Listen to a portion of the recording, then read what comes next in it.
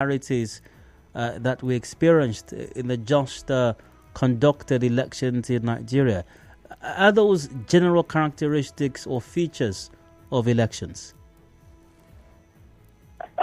Dio, that's a rather dicey one, because I would say that when you define any subject or any matter with the features, then it will mean some positive orientation to say, oh, generally it's acceptable for these subjects to be associated with these features. But when they are condemnable and abhorred features, then I don't think that it would be appropriate for them to be referred as characterized or constituting the features of that subject. But otherwise, elections are context, really. Context in the sense that it is a competition, but it's expected to be fair because it's guided by rules, guided by laws and guidelines that clearly exclude certain vices. So if it cannot be said that those vices are features of elections, elections are not supposed to be characterized with violence.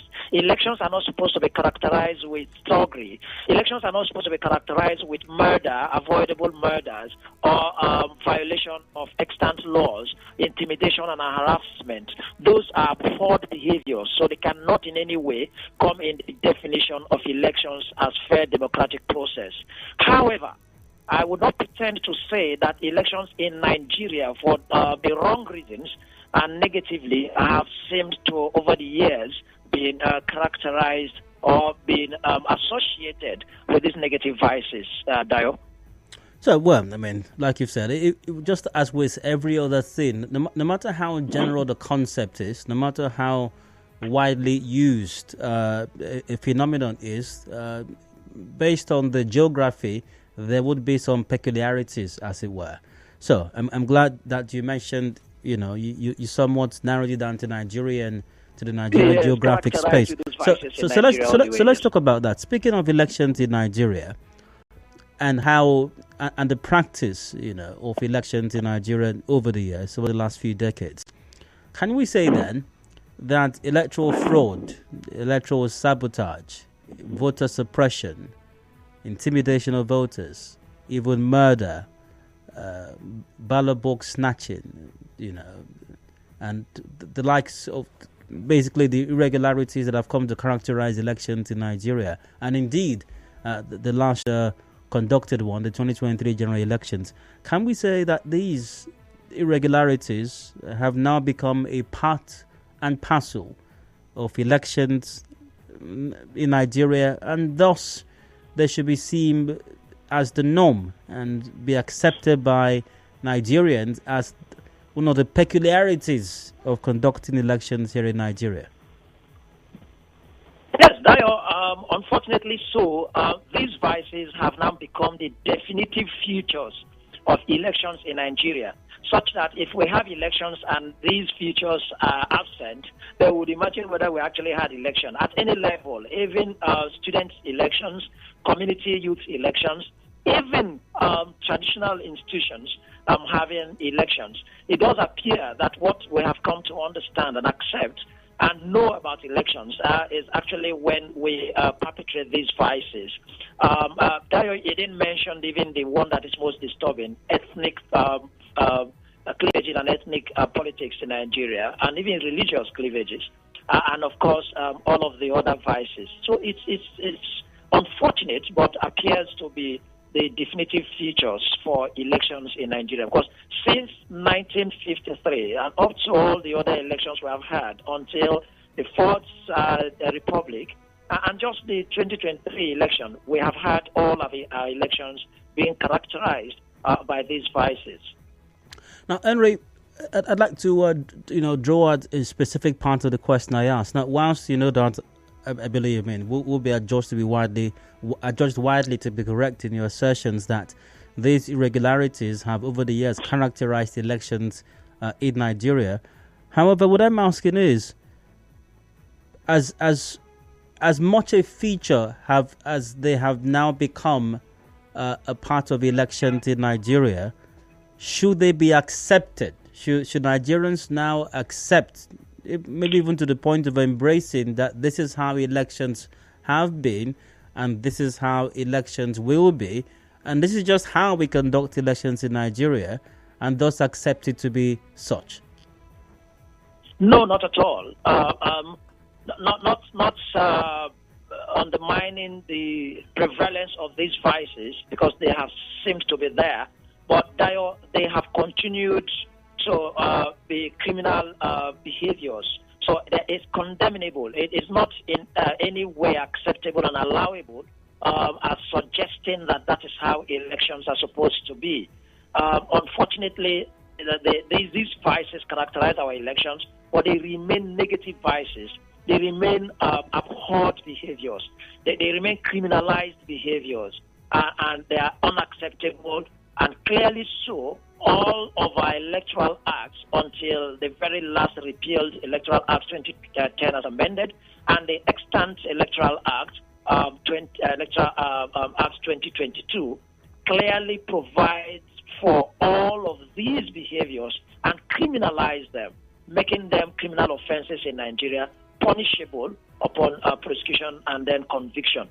So it is not in any way that having identified them as being associated with our elections for the wrong reasons that they are acceptable, but rather they are criminal behaviors and they are punishable. All right, that said, should the nation then, in the aftermath of the just concluded or conducted elections, should the nation then still dealing with the aftermath of the elections, some people are still burying their dead, I suppose. Some people are still nursing their wounds in hospitals or at home. Some people, it might take them a while to get over the trauma. I remember a colleague telling me that at her polling unit where she was going to cast a vote, she was shocked that police officers stormed the place with dogs and they were shooting sporadically and cutting away ballot boxes. And she's still not over the trauma of that experience. So some Nigerians are still dealing with that trauma. It might take them a while to get over it. So in spite of all of this, Nigerians are still dealing with this. Should the nation simply move on? Forget the actions and try her best to forget the actions of those who did their utmost to sabotage the process? Would that be an appropriate recommendation? The people should just move on. Not at all. No sane society would just want to move on with these levels of dereliction and deviation from the laws and then the norms and principles of any process. Any society that attempts or conceives, or anyone recommending that kind of moving on, or that purported oversight of this kind of vices, I don't think that society is ever going to get that issue right. So it won't be a recommendation at all, Dio.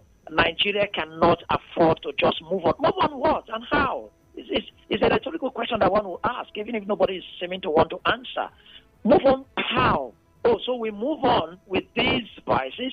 We move on. So the next off-season elections that are coming up in Bayelsa and elsewhere, there should be killings. Move on that there should be violence. Move on that should be disorderly behaviors. And move on that will be smart. No, it can't be. That no society should afford to just move on. We have to have a concerted discourse around these issues, and then we have to also be very determined and will to repeat in any election. Politics, business, lifestyle.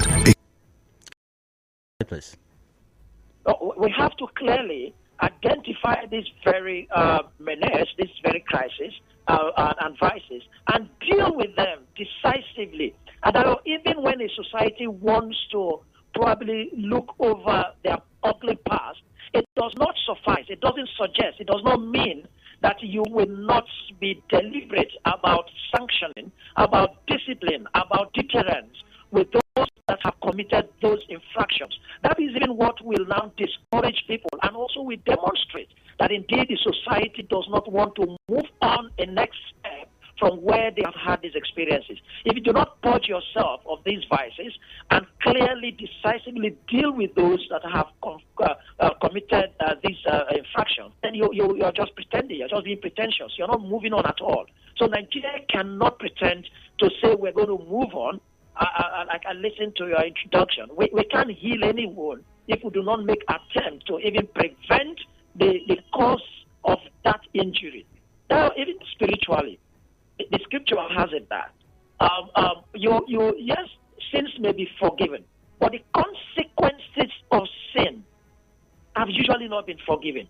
Even as much as David was the man after God's own heart, despite the sins he committed and the forgiveness that God had actually given so to him after his cry, and then still made him and named him his best friend, a man after his heart. But the consequences of those sins that were therein were never forgiven, they were never blotted out. So we need to deal with electoral violators. Assuming now that we're going to move on as a country, it doesn't mean that anyone who committed any infraction in the just concluded presidential and the governorship elections should not be dealt with. Henry? Or do we now move on to say those that the police is having in their custody should just be allowed to go home? Henry, we have to go for commercial break now. But when I return, maybe in the spirit of healing, reconciliation, but more on that when we return. Stay tuned. Hard Facts will be back in a bit.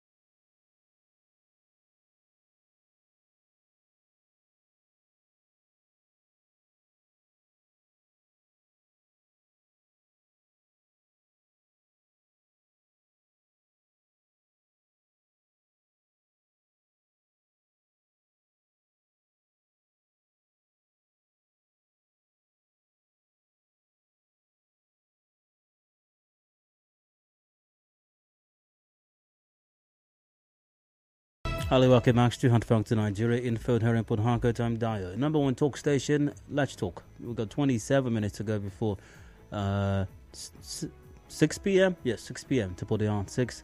The major news comes up. Discussions continue, however. Atiku dismisses Tinubu's call for healing process as hypocritical, insists on arrest of MC Oluomo others.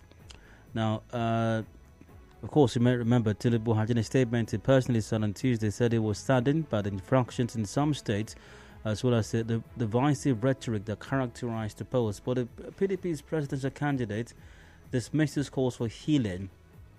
And Atiku's special assistant in public communication, Frank Shaibu, said it was curious. Tinubu was talking about reconciliation after his minions attacked Igbo voters in Lagos in order to give his party the APC advantage during the governorship election. He said Tinubu continued to protect transport hooligans, politicians, and even traditional leaders in Lagos who were seen on video threatening non-indigents. Well, my guest once again for this conversation is Henry Ekine, National Legal Advisor for the CDHR. Henry, you're welcome back. Yeah, thank you for having me back. Also, you can join the conversation via Facebook and Twitter at Nigeria Info PH. Also, YouTube, Nigeria Info PH. When the line's open, do please call 070-093-093. So, Henry, I was asking a question before the break. Yes, we have rules, we have laws, we've got legislation, we've got the Constitution, we've got the Electoral Act as well, which stipulates what electoral crimes and offences are, and even goes beyond that to prescribe punishment for these electoral offences also. But how about reconciliation, Henry? In the spirit of reconciliation, how about healing? In the spirit of national healing and moving on as one and moving on as a people. How about all those wonderful sounding things? And some of the winners at the various elections right now calling for government of unity, of national, even calling on opposition party members to join them. Let's all join hands to move the country forward. How about all of that, Henry? Yes, it's a goodwill. I've had to talk about government of national unity, or if you like a coalition, as a positive direction. And again, to say that there should be healing doesn't suggest, clearly, that's the point I'm making, does not suggest that anybody who had hitherto committed any offense should just be allowed to walk away. If anybody understands or attempts to interpret that as his or her intention for advocating some sort of national healing, then I think the person is being unfair, unjust, and of course just in prejudice of those other victims of the acts or conduct of that individual. Now, let's be very practical here.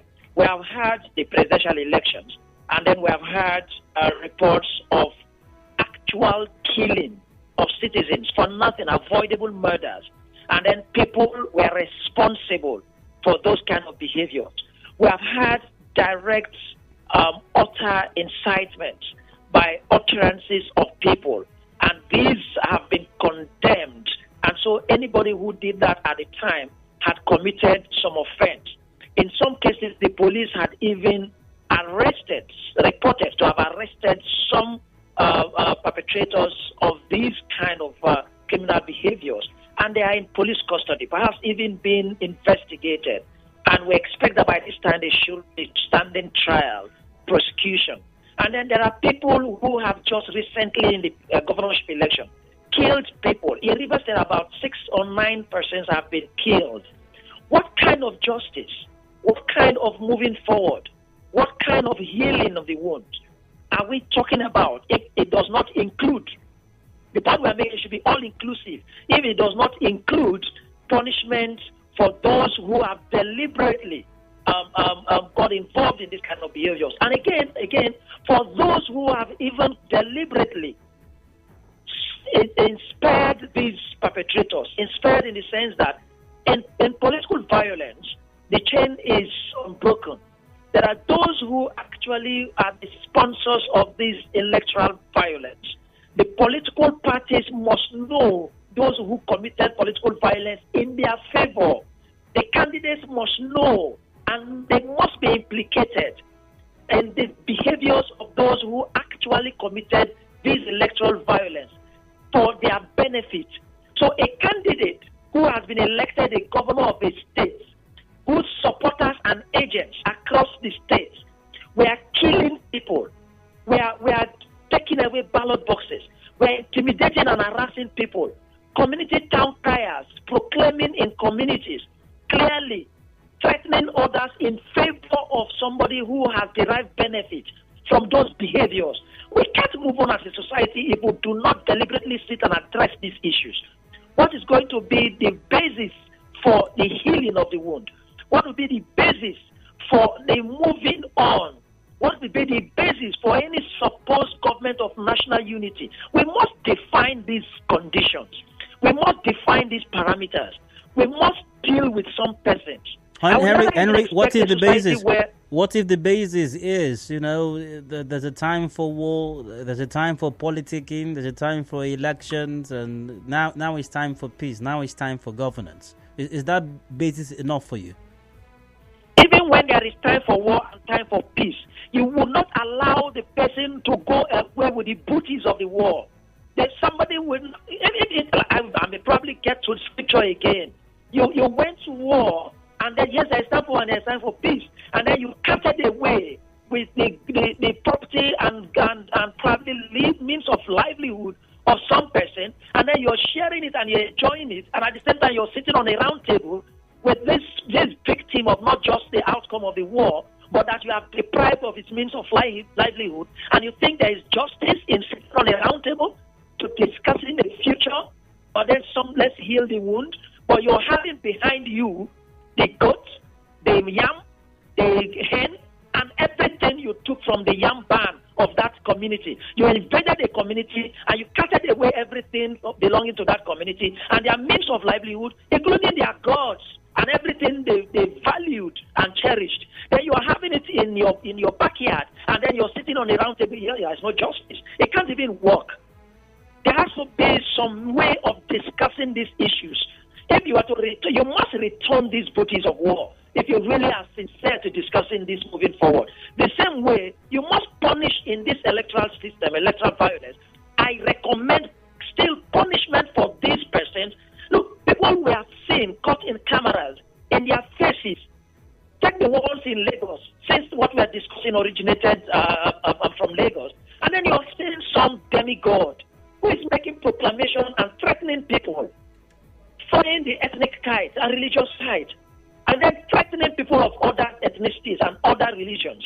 And then you say we move forward, and after they have got benefit from that kind of threat, and then again the worst call coming from the beneficiaries of those behaviors. It's just like a state where people were killed 6-9 by allegedly supporters of a political party or somebody who emerges a governor, and then the governor comes to say, let's do state reconciliation. But you're holding on and holding forth the benefit of that misbehavior. I don't think that society is just and fair. So what does the nation need then to truly heal? Well, I think what we really would sincerely do in my recommendation would be this. Let us first agree that certain persons have done wrong. And let us first agree that the process that led to the emergence of some persons as either governor or president or legislators are actually flawed. And then let us again agree that there are victims of this process. Even if we cannot retract the beneficial vote, so to speak, to those who have been elected into office, there's nothing wrong in doing that. There's nothing wrong in anybody actually relinquishing that kind of benefit. But then let us also now identify that people have been hurt, have been injured, and they need justice.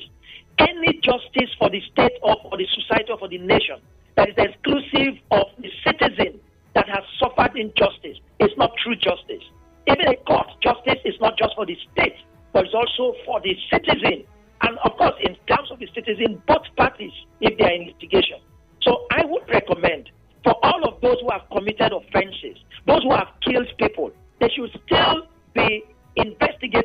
arrested and prosecuted and dealt with accordingly. That is part of the justice system, inclusive. Those who have threatened people should still be arrested and prosecuted. Now, as you are doing this, on the other hand, then you're talking about a determination of not to take this path anymore. Before you talk about people agreeing to live in a supposed new elements who have perpetrated this evil, and then we seem to sanitize the society with these elements without any deterrence at all, then we're not sure even without the next election. We'll only be setful and probably being ambitious of what aspirations really would be. You're welcome to join the conversation right now. Lines open 070-0923-0923. We are live on facebook.com/Nigerian for PH. Live on Twitter as well at Nigerian for PH. Speaking of which, Henry Matthias on Facebook goes, the saboteurs should be made to face the music while the injustice meted on the masses should not stand. Chika Odiri, Destiny goes, that can never work. Let them face the judgment once after the other. One after the other. Hard fact to welcome. Go ahead. Yeah, good evening, Dayo. Hello, go on.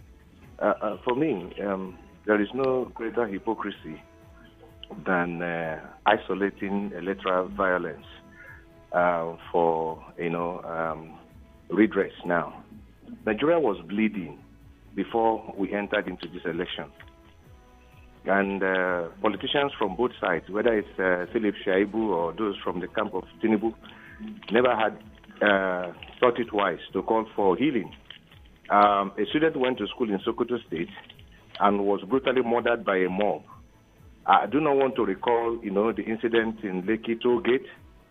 Across the nation, people have been killed. Mothers have been, raped in their farms, and all of that. And we seem to forget that Nigeria was bleeding before the election. And just because we had, what I call recurring decima now, we're talking about national healing. There is nothing more hypocritical than that. Nigeria has been bleeding since the Nigerian Civil War. We talked about rehabilitation, reintegration, and forgiveness and all of that. It has never happened genuinely. And so we cannot, just because we had the election 3 weeks ago, and then another round of violence, took over the country, and we're talking about national healing.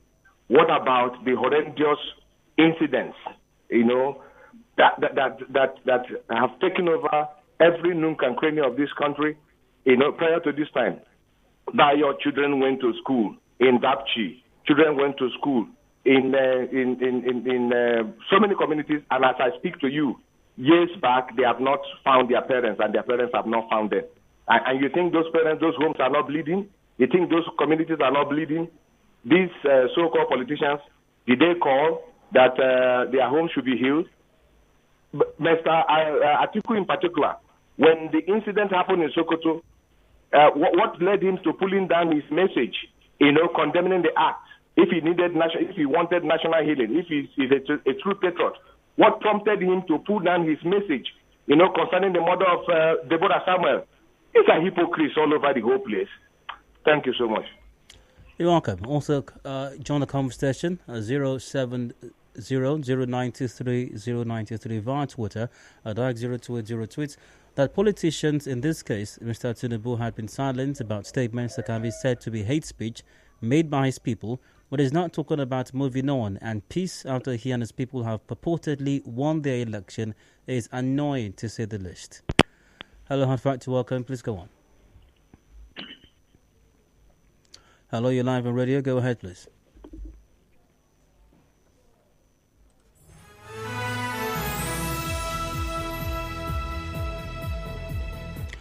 Also, a few more messages here. We can't keep doing the same thing every time and expect different results. That's insanity. Injustice is what has kept this country the way it is today. Criminals must be punished. So as to set an example to the rest who still indulge in crime, and those that want to go into criminality to have cause for a U-turn and have a new life in Christ.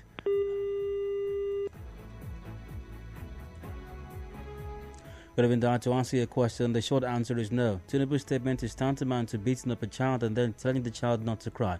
Hypocrisy does not even begin to describe how Mr. Tinubu and his cronies have conducted themselves all through the election season. And this is me being very, very diplomatic with my statement. But even that, there can be no healing without justice to those who are wounded, and appropriate sanctions and punishment to election offenders. That's from Amos. Henry goes down. Imagine Arsenal FC and Sheffield FC having a football match, and the Sheffield FC fans run onto the fan stand and grab the Arsenal. Run out of the fan stand, grab the Arsenal players, holding them forcefully, while the Sheffield players run with the ball to an empty post, while the referee does nothing but declares a goal for the Sheffield FC team. Then at the end of the day, they come and tell the Arsenal FC team to move on and show the spirit of sportsmanship. Where is justice? Nigeria is finished. Oh, Dio, how can you, with impunity, violent and arrogantly steal what is so important, a thing that will determine my future, hold on to it, and at the same time asking me for healing and reconciliation? How? What is really wrong with us? Give back what you stole from me, then I will listen to you. Else, go with what you have stolen and leave me alone. That's me, be a fine man. I should again your thoughts via 070-0923-0923. Got a few more minutes to go before wrapping this up. Hard Factor, welcome. Please go ahead. Hello, you're live from radio. Go ahead. 9213, you're welcome. Go on, please. Hello?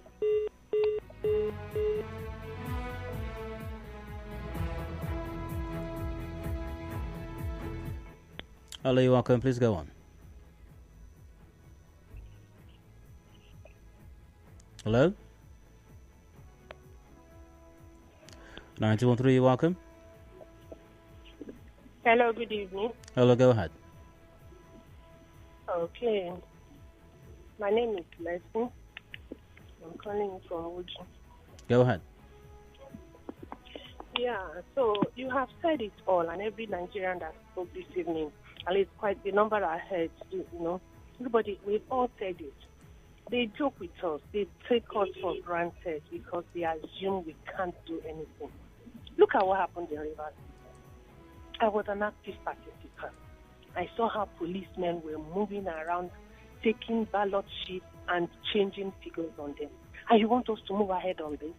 If Nigerians allow what has happened, if let's even forget what the active participants are doing in court and all that. If as citizens, we don't even show our disgust at what has just happened to us, it's going to remain like this forever. As citizens, we have to say a definite no to what has happened. I don't know how you are going to do yours. I don't know how I'm going to do mine. But we have to collectively determine a resounding no. Otherwise, we are slaves forever in this nation, and we are never going to have the change that we seek for. They will take our resources, use it, and keep us down. Keep us divided, as they have done in Lagos. Keep us begging all over this nation. Except the citizens say no to what has just happened. An affront, a debasement, a rape, and a disrespect of our collective will and choices. Nigerians, it's not good enough what we're experiencing. It's not. 9213, you're welcome. Hello, good evening. Hi, go ahead, please. This is IG from Port Harcourt. Yes. What I want to say now is this. We should be careful. See, after 2007 election, there was a report by European Union. It was published in Champion newspaper. I don't have the paper here. I was reading to you.